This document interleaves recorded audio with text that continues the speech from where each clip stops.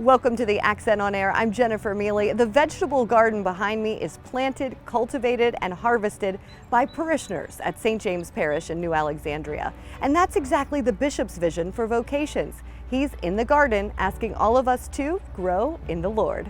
I'm here today in my greenhouse at home in Leechburg, Pennsylvania.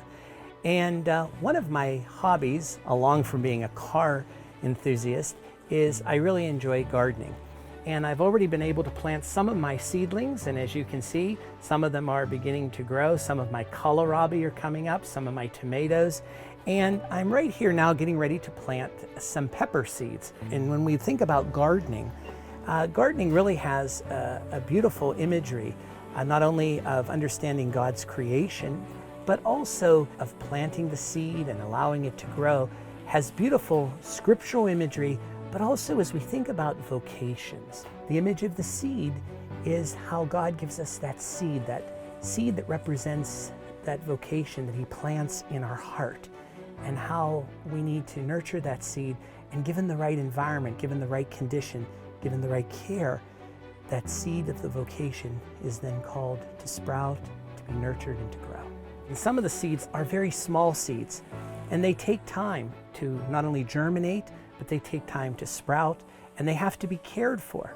And that's how a vocation is, whether that's a vocation to the priesthood, to the diaconate, to consecrated life, or to married life, or the single life.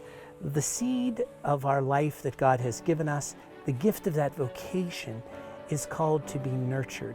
And through the different seasons of our lives, what begins as a seed is nurtured and begins to grow as a seedling, is then transplanted into the garden and continues to grow.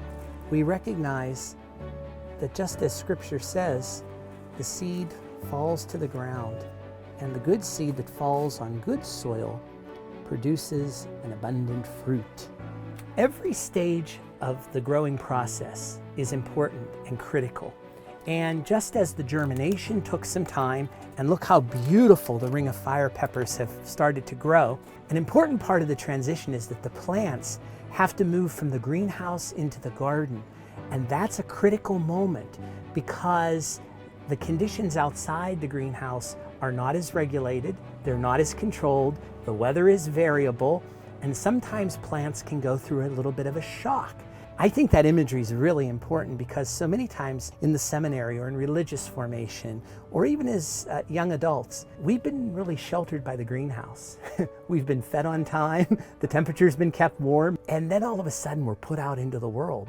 And so the vocation goes through another transition, that transition from figuratively the greenhouse into a little more of the unpredictable world. But that's why it's so important that we know in each of these steps we take the proper care and we take the proper attention. And that's where we all work together, and the great work of the people in our parishes, the great mentoring of our pastors and deacons help that transition from the greenhouse to the garden.